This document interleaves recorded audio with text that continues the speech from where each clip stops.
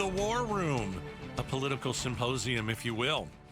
It's Bruce and Gaydos, and we always have a panel of three. Let's get to our panel. We're going to go over the election from last night, and we're going to go over what happened with Trump today. Goodness gracious, mother of all creatures, big and small.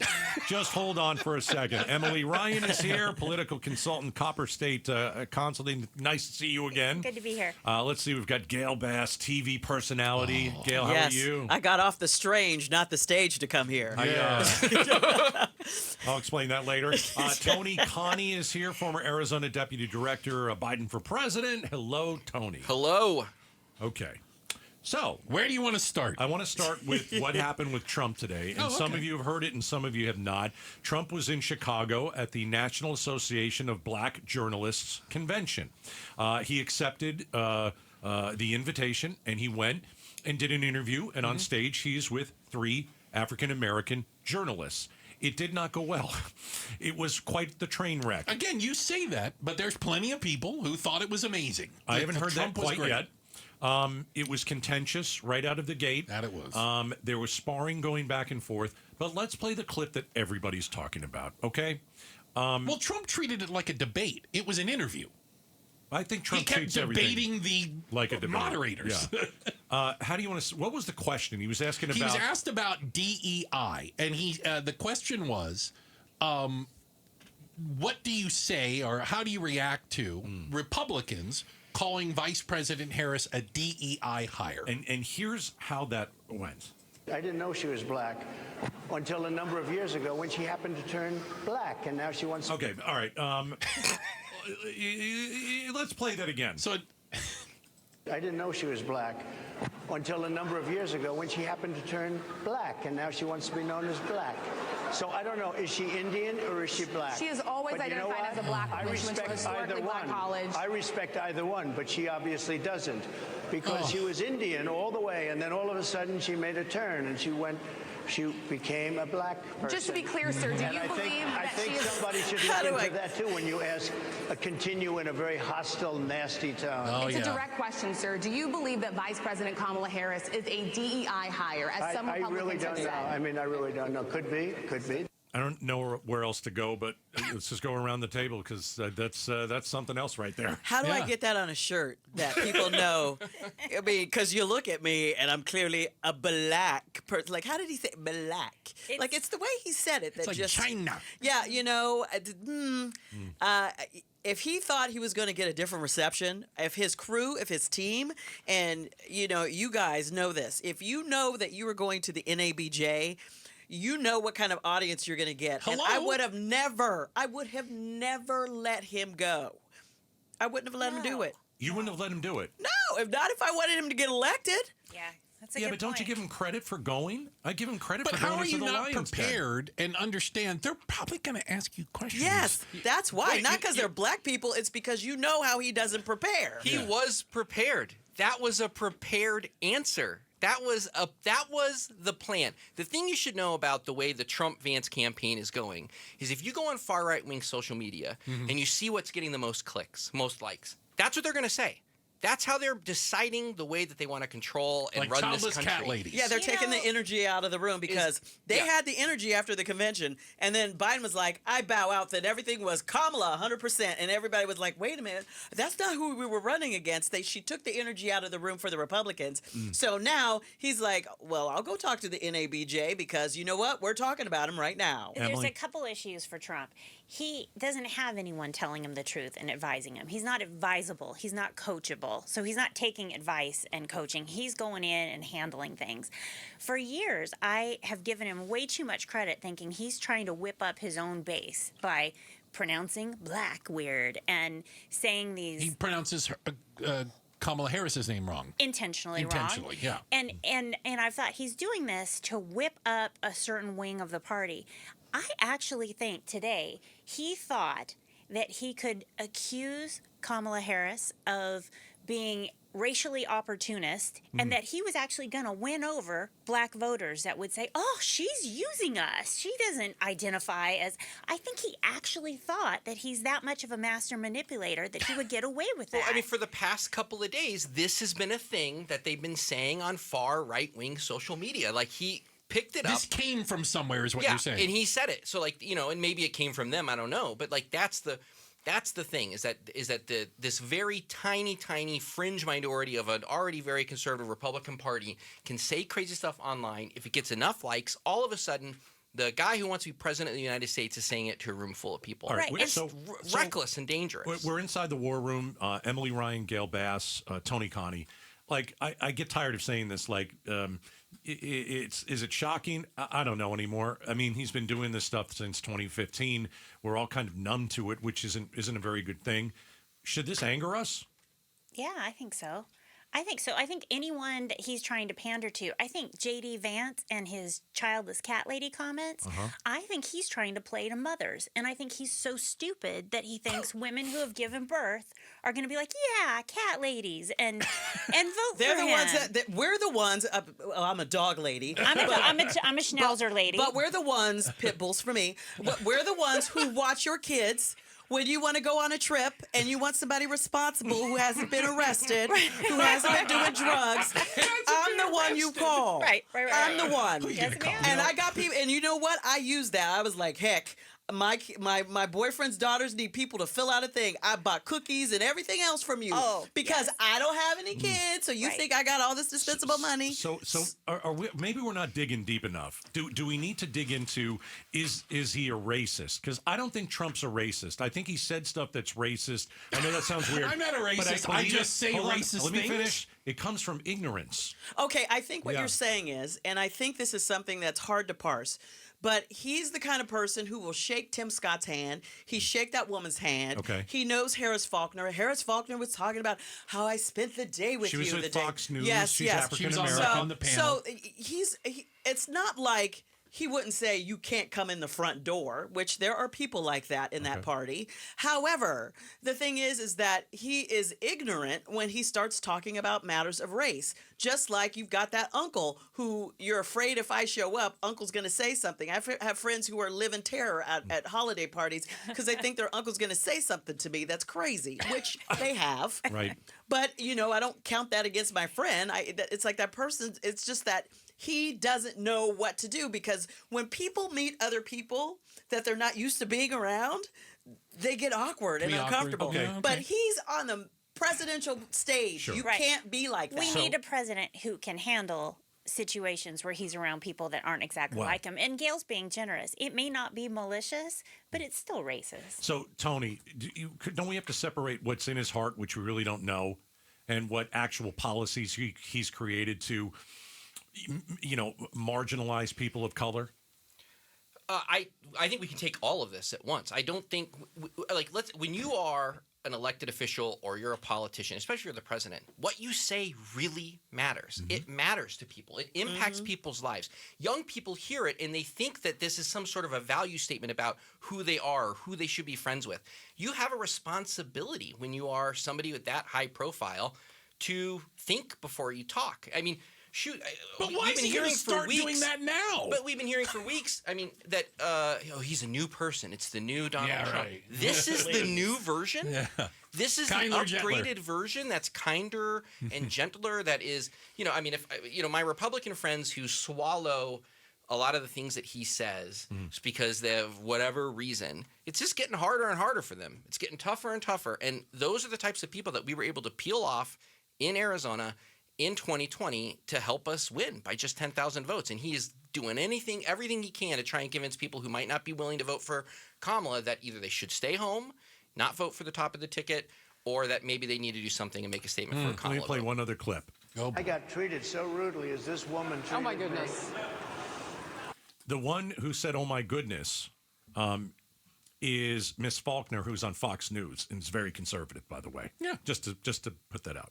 And I'm fine with it because she was very rude, sir. Very rude. That wasn't a question. She Sir, didn't if ask you me can a answer the question. question. She gave a statement. That wasn't a question. I repeated your answer the statement, sir, question. actually. Okay. He felt ganged up on, and this is what happens when he feels like he's in a corner. He lashes No, out. he didn't like the questions. Right. And Because they weren't questions about how great he is. Well, think back to Megyn Kelly and Fox and how he went after her. When Right. things aren't going well for him. And now she loves him. They're And nasty. attacks. They're awful. Right. They're Right. That's just what he does. Yeah, well, if I may say something, the discussion here is you have three black women, educated, smart. You have Harris Faulkner from Fox News, and then you have the woman from ABC, the online journalist, and they're asking him direct questions that journalists have posed before. These are not new questions, and they asked him things that he said. It wasn't AI generated. They asked him, "You have said things calling black prosecutors dogs, and you're calling them names, and you're a name caller. That's not presidential." And she asked him, "Why should black voters trust you?" He never answered the question. Answered it. No. He never answered the question He was because insulted. he knows he's insulted. He was insulted. I'm insulted. I get it. But you have to get into his head, too. I don't want to get in that head. No. I know it's hard. He felt insulted, so now he attacks. That's he felt how he like answers. that's how he does Because it. he's probably been told by a series of these like very bad political consultants. They're like, hey, you know what? You're really surging with black voters. They've got your back. They're really doing it because, that's what's happening. All right. We just had a discussion where he questioned Kamala Harris's blackness. Because she was Indian all the way, and then all of a sudden she made a turn and she became a black person. Just to be He doesn't understand biracial. Not surprised by that. But he also he made a bunch of crazy claims. But this one also, he pivoted to talking about illegals, people coming across the border illegally, and compared it to jobs. Coming from the border are millions and millions of people that happen to be taking black jobs. You had the best. What exactly is a black job, sir? A black job is anybody that has a job. That's what it is. Anybody that has a job. All right. And Mr. President, Even the audience they're laughed taking at the him. employment away from black people. They're coming in, they're invading. It's an invasion of millions of people.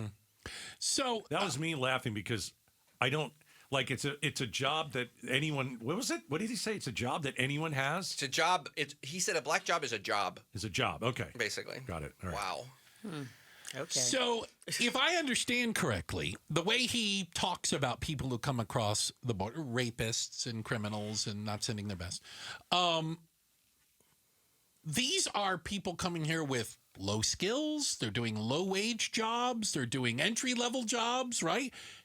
And those are black jobs? Are those the ones that they're taking? Or because I don't get the sense that he thinks doctors and scientists are coming across the border taking black jobs. Right. It's absolutely insulting, but I don't think Trump is putting that level of thought into it. I think this whole border fear play is what has worked for him. The border is a hot issue in a lot of states and for a lot of people, and it has been a fear button that he's pushed to whip up his base. And I think he finds himself in a new room with a new audience today and decides to try to make them afraid that the people coming across the border are coming for black jobs. And I think he actually thinks that that's going to work. He's used it twice. He I've said heard it him during the ask. debate that shall not be named. Yeah. He said it during that debate. That debate. Yeah. Yes, that's good. he's- The that's- Voldemort debate. That's good. Yeah, that's the second time he said it. And Black jobs. so what do black people think of Trump using that? Well, they're black jobs. Well, being the DEI in the room, There you go. that's my new. I'm not black. I'm DEI. All right, Gayle So, Bass. unfortunately, I was the one who had to take my own tests and get through Berkeley and AP tests and all that stuff in high school. So, and the problem number one is that they asked him what DEI meant. He didn't know. The fact that he said they're taking black jobs, no. Black people are not going to fall for that. Nobody's going to fall for that because we know that if every person who came across the border and all those people who are working in the lettuce field, like what is 90% of the lettuce is grown in like the Yuma or whatever for the U.S., if all those people left, this country would grind to a stop because people wouldn't be showing up to work because mommy who has 2 kids and a career would say, I don't have any childcare. I don't have this. I don't have that. And so the fact of the matter is this is a huge, necessary part of our economy. And the fact that you are demonizing them, knowing that we need them, knowing that on his construction projects, he has used that kind of labor. It's disingenuous, number one, to say that. And number two, he is villainizing a great part of our society. These are immigrants who are running away from corrupt governments. These people are scared for their children, especially the women who get raped and attacked and they have no protection. And we're sitting here and saying they're not sending their best. I'm sorry. we don't believe that because let's face it, I come from a people who were dragged here and we didn't have bodily autonomy. So if you're going to tell me I can't control my own body, if you're telling me that this other group who's coming here to escape from torture and beatings and everything else, and you're going to tell me that, oh, they're not sitting their best, I'm not going to believe you. If we're talking about why does Trump do it, though, it's because it's worked for him with the people who have gotten him elected. Sure. And he's so full of himself that he can't imagine it won't work in every room. Well, let me read you some polls. In 2020, Trump got 8% of the black vote. In 2024, Trump is polling somewhere between 14 and 30%. If he gets anywhere within those numbers, a Republican president would not have. We haven't seen a number like that from a Republican president since the 60s. Now, I will say this, that most of those polls were conducted before Vice President Harris became the presumptive nominee. I don't know what terminology I'm supposed to use. Well, that's the only polls we got. And yeah, I would expect those numbers to come down. I don't know if it'll be 8 or 10 or 12 or whatever, but I don't think it's going to go up because she entered the race. I think that's crazy. A lot of black people, and you know, they don't like the way the economy is. They think that Donald Trump can do a better job. Maybe they don't like what he says. Maybe they don't trust him. But they also think the Democratic Party, Tony, we can talk about this, the Democratic Party's turned their back on them. Well, I mean, still, you're getting 90% of African-American women that are voting for Democrats every year. And so, sure, you have to – listen, on the campaign, you know, our mentality was always that, like, you have to treat Latino and black voters as a persuasion audience because we do know that, like, they've been struggling economically, that the economy's not set up to help them. It's all this kind of stuff. And so there is a presumption that you have to, like, talk to these voters as though you don't, you know, aren't guaranteed their vote. And I think – that there is a difference between a poll and voting when it comes to what people say that they're going to vote. And then there are some people who just choose not to vote. And then the people who actually vote, it tends to be the likely voters that are African-American tend to be at a higher percentage than those polls are showing. I think it's safe to say, though, that any poll that was conducted more than about a week and a half ago, you could probably throw out. Sure. You have to. On both sides. I mean, it just completely changed the look of everything. I told you Tony was going to drop out. You did. You did. And I think I said, you are crazy. Can you say I think I said, you are all crazy if you think this is going to happen. So I'm here to take my lumps. All right. Listen. You were the only one fighting back.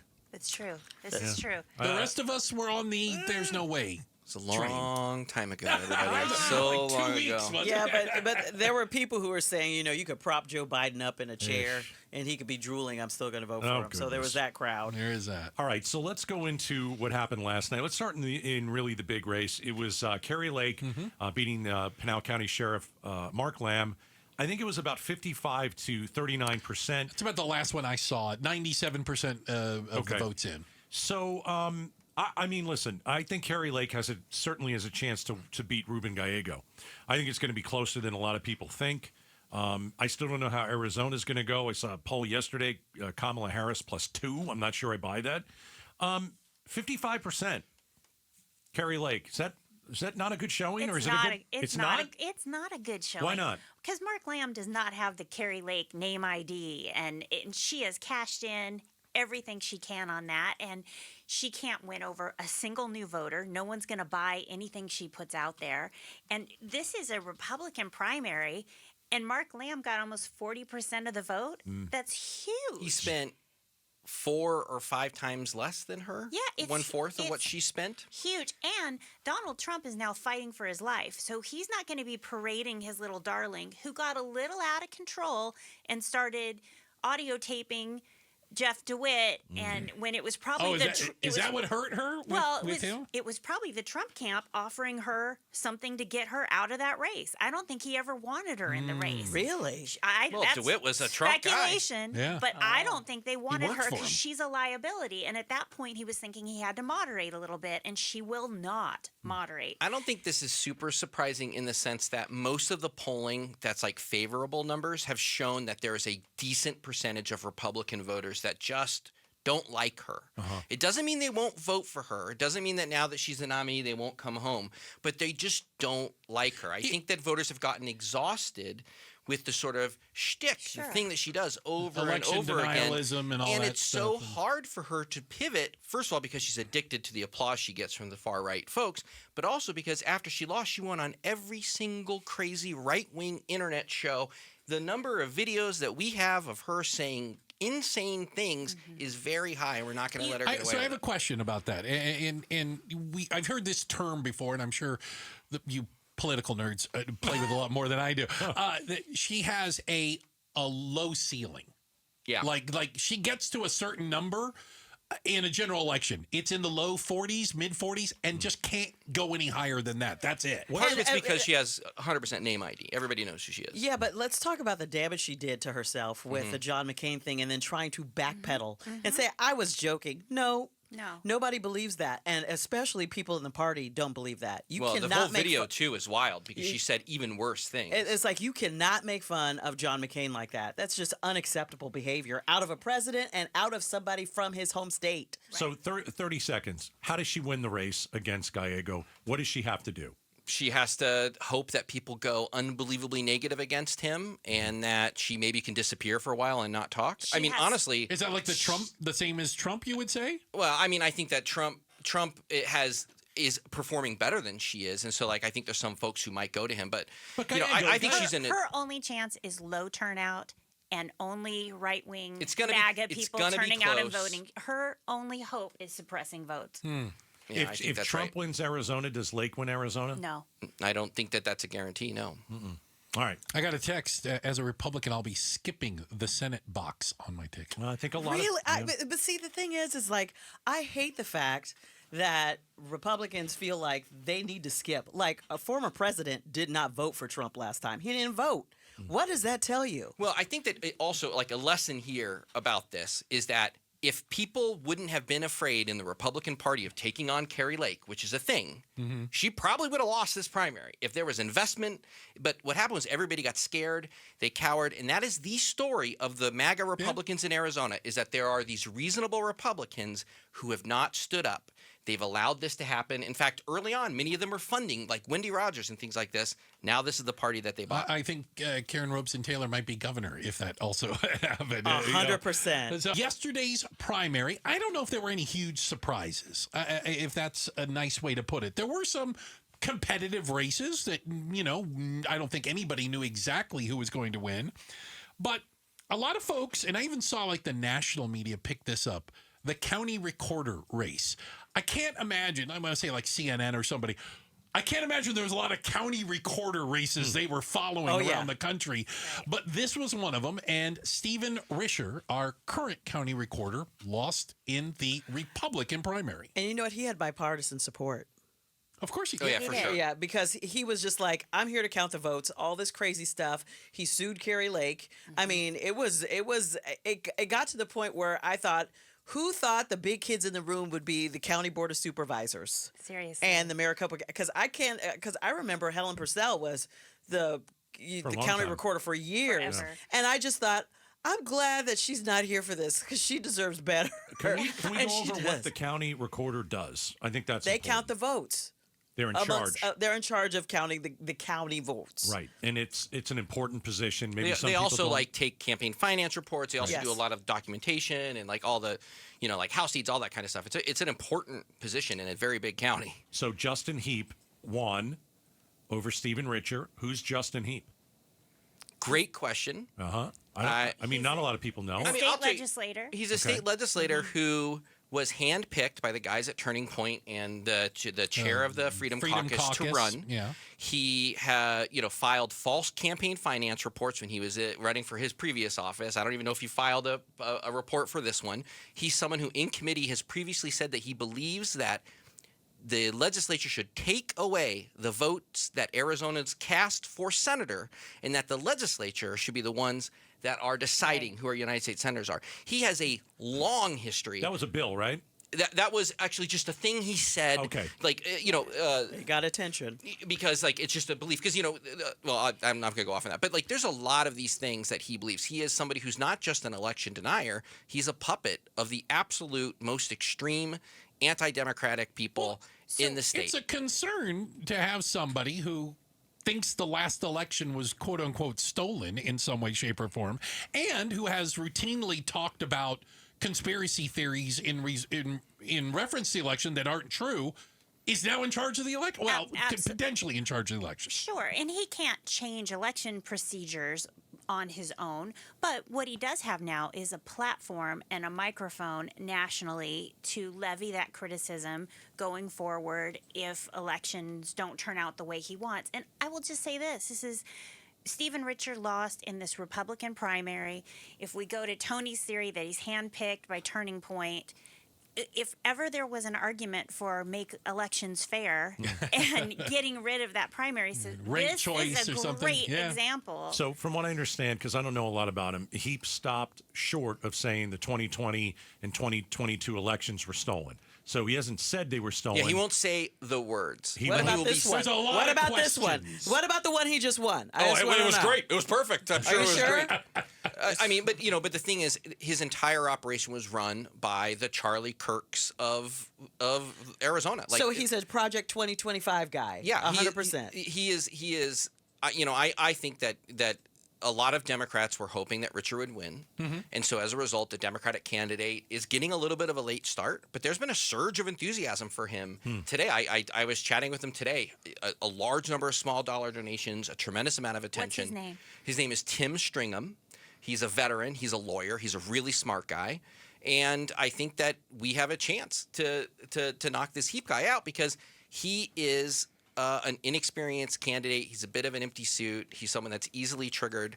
And, and I have strong feelings about needing somebody in that office who would just be a straight shooter. And I thought that was Richer, right? Like, let's be clear. I'm not saying that it's a partisan thing.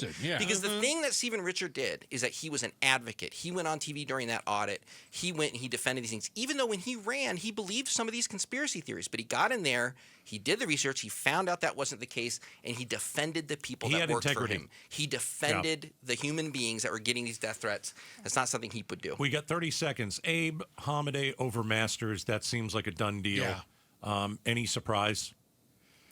I was a little. I just don't know why Trump made his last minute endorsement. That's the biggest surprise. He endorsed the both of them. Yeah, that was weird. Chuck Coughlin yesterday told us that that's so that he can get Peter Thiel money. Yeah, maybe, yeah. Probably that there was a quid pro quo, if you will. Yeah. All right, that is today's War Room. Thank you guys all guys. so very much. Seriously, Emily, Tony, Gayle, we sincerely appreciate you guys being with us. Thanks for watching Outspoken with Bruce and Gaydos. Tap to watch more from KTAR News and click the button in the middle to subscribe.